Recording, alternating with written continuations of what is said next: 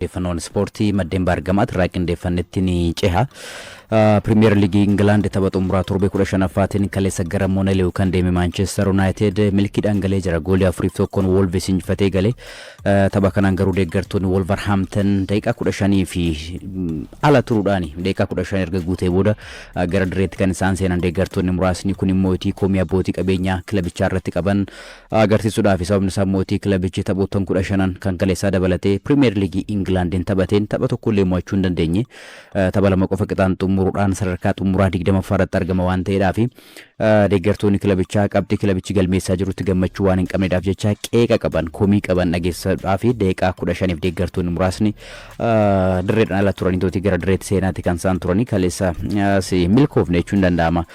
Kaleessa Manchester United goolii Bruno Fernandes daqiiqaa 25ffaarratti galcheeni kubbaa Matthias Cunha mijeessee kenneef galchuudhaan dursa qabatee ture boodarra garuu adeemsa keessa warri Wolverhampton erga gooliin itti galee booda dhiibbaa uumaniitooti goolii galchuudhaaf yaalaa turanii sanaanis milkaa'ee fi Belgaard daqiiqaa 45 itti da'uu abbaa murtee daqiiqaa qisaasaftee lama dabalanitti keessatti daqiiqaa 45 itti da'uu lamaarratti goolii wal qixxeessitee galchuudhaan Wolves yeroo bareedatti goolii galchee gara boqonnaatti bahee kun immoo gooliin Belgaard tun erga onkololeessa 26 asitti goolii Premier League Englandin kilabichi galchees taatee jirti. Wolves daqiiqaawwan 540 fudhatee jira Premier League'dhaan goolii galchuudhaaf tapha injifachuu miti goolii galchuudhaaf daqiiqaa amma kanaatti kan itti fudhate kun amma ga'umsi kilabichaa laafaa akka ta'e kana keekuudhaan sana booda mootii Manchester United boqonnaa booda fooyyee deebi'achuun danda'ama kubbaa Diego Dalot mijeessee kenneef Brian Mbeumoon daqiiqaa 51ffaarratti goolii galchee dursummaa isaa fudhate akkasumallee Mason Mount mootii kubbaa Bruno Fernandes qilleensarra mijeessee kenneef Mason Mount osoo ishee lafan qufatiin kubbaa bareedduu galcheechuun danda'ama daqiiqaa 62ffaarratti boodarra mootii Yerson Mosquera mootii kubbaa harkaan sarara peenaaltii isaa keessatti tuqeen taphataanii sarara Wolves jechuudha. Video assistant referee erga ilaalamte booda penalty argatan Bruno Fernandes daqiiqaa 82ffaarratti galchuudhaan Manchester United walumaa galatti goolii 4-1 injifachuudhaan galeetti jira. Tapha kaleessaatiin United yeroo 27 kubbaa gara goolii Wolves yaalee jira. Kana keessaa immoo 10 kallattii kan eeggatanidha. Keessumaatti carraawwan akka Diego Dalot akkasumallee Brian Mbeumoon argatanii goolii eegan kilabichaa Sam John Stones jalaa qabe akkasumallee Matthias Cunha kubbaa inni gara goolitti yaalee tootiin taphatan sarreetsaa Wolves jalaa baase yaaleewwan ciccimoo gama Manchester Unitedin goolii ta'uudhaaf dhiyaatanidha kan turani. Manchester United tapha tokkoon carraawwan goolii hanga kana yookaan immoo yeroo 27 kubbaa gara galee faallatti gaafa rukutu kuni erga muddee bara 2023 Chelsea irratti yeroo 28 gara goolitti kubbaa yaale asitti kun tapha carraawwan goolii hedduu irratti uume ta'uudhaanis galmaa'eefti jira. Manchester United tapha kana garaagarummaa goolii bal'aatiin taphatti injifateedha bara dorgommii kana jechuudha. Goolii 4 galcheetti injifateen beeku kan 3-0dhaanis mo'ateen beeku waan ta'eedhaaf kun tapha goolii hedduu mo'ate ta'etti jira. Ruben Amorim goolii 4 galchinus kana ol garuu carraawwan argatne gara goolitti jijjiiruu kan goolii galchuutu nurraa eegama ture. Garuu immoo akka gareetti kan bara darbeetti wal bira qabnee gaafa ilaallu bara kana fooyya'insa ni qabna carraawwan goolii ni uumna jechuudhaan himaniiti jiru. Akkasumallee Matthias Cunha namoota bakaleessaa kanaatiin sochiin isaa taphattoonni akka Bruno Fernandes fi Mason Mount iddoo banaa akka argatan godheeti jira. Kanaaf haala taphasaatti gammadeetan jira jechuudhaan himeeti jira. Mason Mount ammoo sarrattis ta'e gara fuulduraatti yeroo goolii galchuudhaaf jennu taphataa akka nu barbaachisuu fi taphataa murteessaa keenyadha. Garuu immoo isa gaafa fayyadamnu of eeggannoo gochuu qabna jechuudhaan dubbatee jira Ruben Amorim. Sababni isaa immoo taphataa miidhamaan yeroo hedduu rakkatu akka ta'e ni beekama Mason Mount. Rob Edwards leenjisaan Wolverhampton ammoo goolii 3 Manchester United fi kennaa kennine ittisni keenya akka tapha ijoollee fakkaataa jechuudhaani ga'umsa garee isaatti akka hin gammanne himeeti jira. Tapha Premier League England afraffaadha taphni kaleessaa erga leenjisaa kilabichaa ta'uudhaan iddoo Vitor Pereira bu'ee Rob Edwards garuu taphoota afranuu walitti aansee mo'atamee jira. Wolverhamptonis taphoota 8 Premier League Englandin walitti aansee mo'atamuudhaan erga bara 1981-82 asitti kun riikaardii gadi aanaa ta'uudhaan galmaa'ee jira. Yeroo sanattis haaluma wal fakkaatuun taphoota afur walitti aansee mo'atameeti ture waan ta'eedhaaf jechuudha. Amma taphoota 15 irraa qabxii lama qofaadha kan argate sadarkaa 20ffaarra jira. Sadarkaa 17ffaarratti kan argamu Nottingham Forest irraa qabxii 18 fagaateetti argama. Adeemsa kanaan kan deemu ta'e Wolves erga bara 2018 gara Premier League Englanditti deebi'ee ol guddate asitti gad deebi'ee tooti Championship'itti bu'uudhaa fi carraan inni qabu bal'achaa akka jiru kan akeekudha. 2018 Nuno Espirito Santotti leenji'aa gara Premier League'itti erga guddate 2019 akkasumallee 2018 sadarkaa torbaffaatti xumuree ture bara 2020 mootii dorgommii liigii Awurooppaatiin hanga nuusa xumuraatti deemuutti kan ture taphattoota ciccimoollee baasuudhaan kan beekamu ture yeroo sanatti garee Nuno Espirito Santotiin leenjaatiin ture Wolverhampton amma garuu saraan faallaa ta'e imala kufaatti irratti argama Wolves. Manchester United tapha kaleessaa kan injifachuu isaatiin qabxii 25 gaachuudhaan sadarkaa 12ffaarraa gara 6ffaatti ol siqee jira. Kanaan mootii hirmaannaa Champions League Awurooppaa kilaboota argachuudhaaf cirraaqan keessaati tokko ni ta'a jedhameeti kan eegamu ga'umsi Manchester United wal fakkaatu illee haa baatu malee jechuudha. Amma Arsenal qabxii 33 liigicha ni dursaa, Manchester City 31 sadarkaa 2ffaadha, Aston Villa 30 sadaffaadha, Crystal Palace 26 sadarkaa 4ffaarratti argamu, Chelsea fi Manchester United mootii qabxii 25 wal qixa qabaachuudhaan garaagarummaa gooliitiin wal caalanii Chelsea sadarkaa 5ffaa, Manchester United mootii sadarkaa 6ffaarratti argamu. Torbeexxaanu Manchester United wixasuma kan taphatu Old Trafford Bournemouth wajjin ni taphata. Wolves mootii sanbata Arsenal wajjin Emiratesitti kan taphatu ni ta'a. Premier League England kana wal qabatee garuu Optan tapha torbe 15 booda xiinxala baaseen amma Arsenal shaampiyoonii England bara kanaatti jedhee jira. Qabxii 80 sadarkaa tokkoffaatiin ni xumuraa jedhee jira Optaani. Manchester City 69 akkasumallee Liverpool 69 wal qixa qabaachuudhaan sadarkaa 2ffaaf sadaffaatiin ni xumuru. City 2ffaa, Liverpool immoo sadaffaadha. Chelsea qabxii 60 sadarkaa 4ffaa, Aston Villa qabxii 60 sadarkaa 5ffaatiin ni xumuru. Manchester United ammoo mudhii liigichaatiin ni xumuraadha jira. Qabxii 57 sadarkaa 10ffaatiin ni xumura jechuudhaan tilmaamee jira. Kilaboonni gara shaampiyoonshipiitti bu'an Nottingham Forest qabxii 37, West Ham 33, Wolves ammoo 29 qabachuudhaan gara shaampiyoonshippii Englanditti ni bu'e jechuudhaan Optaan tilmaama isaa lafa kaa'ee jira.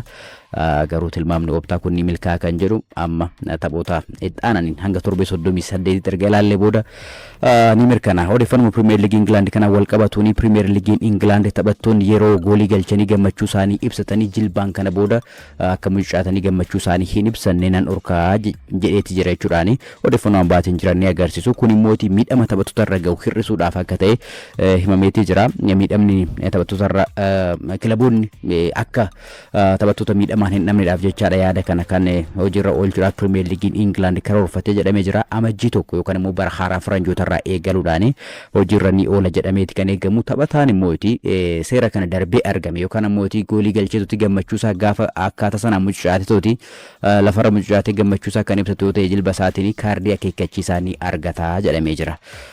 Kun immoo seerri kun bara dhufurraa yookaan immoo ji'a tokko yeroo hin caalle boodatti hojiirra kan oolu ni ta'a. Amma Desembar 9 kan immoo naannoo guyyoota 21 booda hojiirra kan oolu akka jechuuti seerri kun jechuudha. Kanatti mootii fi Englandiifis ramaddiin beeti jira. Taphoota marsaa sadaffaatiin Portsmouth Arsenal wajjin ramadamee jira. Brighton and Hove Albion Old Trafford Manchester United wajjin ni taphatu. Liverpool mootii Barnsley wajjin, Manchester City Exeter City wajjin, Charlton Athletic mootii Chelsea wajjin ramaddii FA England baheedha. Gara Itaaliitti immoo gaafa imallu seeriyaan Itaaliis torbee 14 qaqqabee jira. Taphoonni liigichaa sadii kaleessa taphatamaniitii jiru. Kanaanis galeen Max Allegri AC Milan gara Turin imaluudhaan Torino wajjin taphatee goolii 3-2 injifatee galee jira.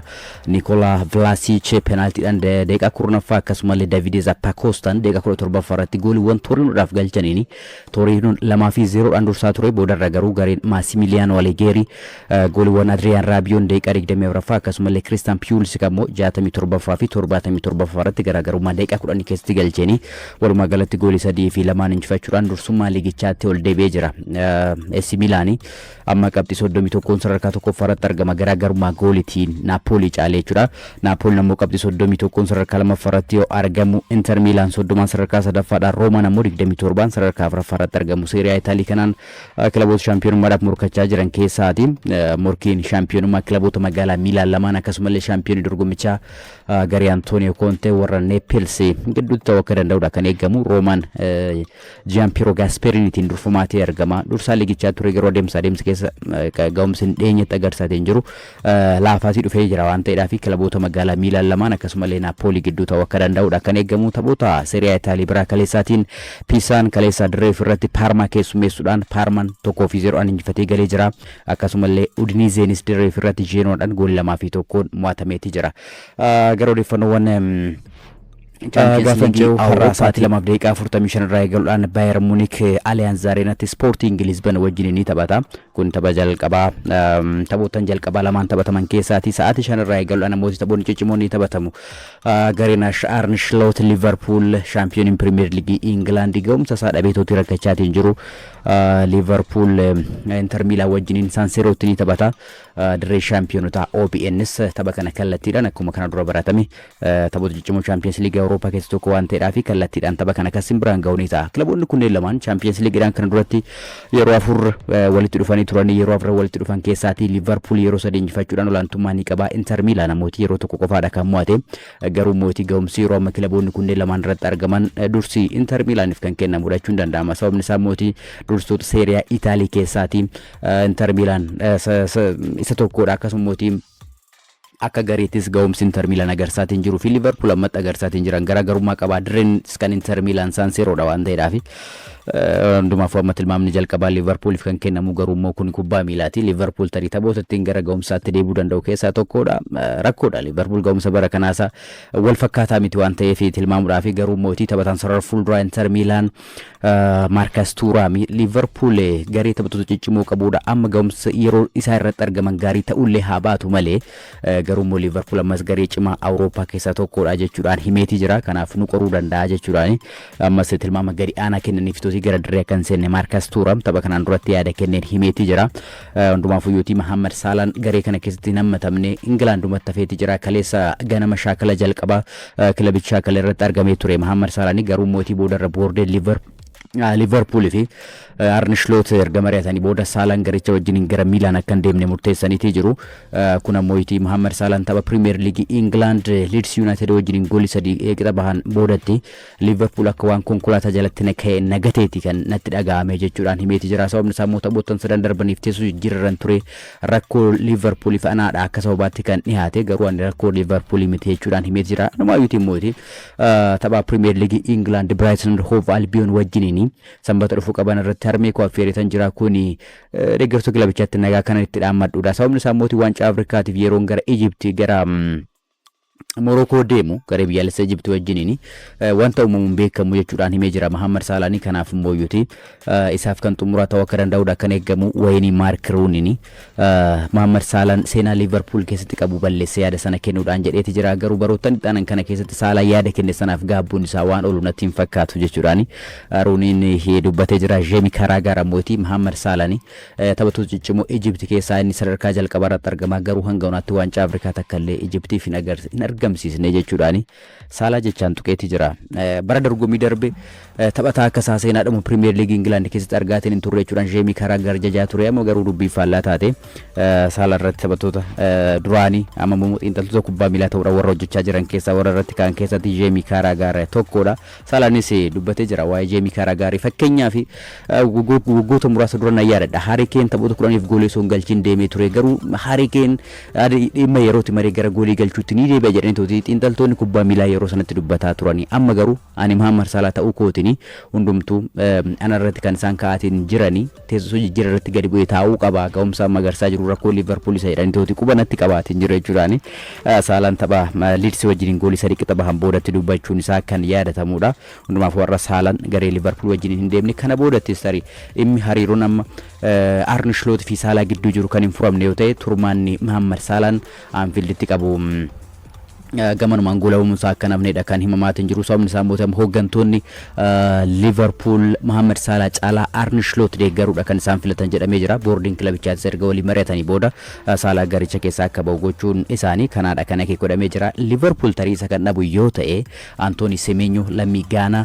paawundi miiliyoona 60 qofa kan kaffalu yoo ta'e argachuu danda'a waan ta'eedhaaf jijjiirraa majjii dhufuutiin isa mallatteessifachuudhaaf akka filannootti qabachuun isaa akka hin oolle maatii kan jiru kanalatti immoo taphattoota akka Bradley Barcola Paris Saint-Germain lalle maqaan isaanii Liverpool wajjin kaatiin akka ture kan yaadatamuudha eddoo Salah buufachuudhaaf jechuudha taphoota Champions League Europa birootinis Chelsea gara Bergamo imaluudhaan Atalanta wajjin ni taphata Barcelona dirree irratti Eintracht Frankfurt wajjin Monaco Galatasaray waliin yoo taphatu PSV Eindhoven Atletico Madrid wajjin ni taphatu Tottenham Hotspur mootii Slavia Praha wajjin yoo taphatan Union Saint-Gilloise mootii Olympique de Marseille wajjin taphoota Champions League Europa har'a taphataman keessaati kanalatti mootii boru taphni Manchester City fi Real Madrid Santiago Bernabeutti godhani turmaata Xabi Alonso Bernabeutti qabuudhaa fi murtee xumuraa kennuu danda'ameeti kan eegamu. Hooggantoonni Real Madrid pirezidaantii Madrid Florentino Perez dabalatee boordiin kilabichaa kaleessa walgahii ariifachiisaa erga taa'ee booda dirqama tapha Manchester City injifachuu qabdaa jechuudhaani Alonsootti maniitii jiru. Kana yoon taane garuu teessoo isaa irraa ka'uu akka danda'u odeeffannoowwan baatiin jiran keessumaa odeeffannoon maarkan qabattiin baatiin jiru kan akeekuudha jedhamee shaampiyoona manneen barnootaa biyyoota baafii giddugaleessaa Afrikaa marsaa Afuraffaan Yuugaandaa Kaampaalaatti dorgomaa jira. Itoophiyaanis dhiiraa fi dubaraan dorgommii kan irratti hirmaachaa jirti. Biyyoota 8 Koorniyaa lamaan warra hirmaachaa jiran Itoophiyaan sana keessaa tokkodha. Itoophiyaa bakka bu'uudhaan dorgommii dhiirotaatiin mana barumsaa Daakoo Garaadoo Asallaarraa ni hirmaata. Akkasumallee dubaraan ammoo Gadaaroo Balee Adaamarraa manneen barnootaa Itoophiyaa bakka bu'uudhaan dorgommicha irratti hirmaachaa jiranidha. Kaleessa tapha walakkaa xumuraatiin morkii dhiirotaatiin Itoophiyaan Burundii wajjin goolii malee qixaan xumuruudhaan rukuttaa peenaaltiitiin garuu goolii 14 fi 13 injifachuudhaan tapha peenaaltiiwwan 27 irratti galan jechuudha. Itoophiyaan 14 fi 13 injifachuudhaan gara xumuraatti darbeeteeti jirti. Tapha morkii dhiirotaatiin qabxii walii galaa kana dura galmaa'een Itoophiyaan tapha jalqabaatiin goolii 1 fi 0dhaan Taanzaaniyaa lammaffaadhaan ammoo goolii 2 fi 0dhaan Suudaan kibbaa tapha sadaffaatiin ammoo goolii 1 fi 0dhaan Ruwaandaa mo'achuudhaan hanga walakkaa xumuraatti kan deeme gareen dhiirotaati.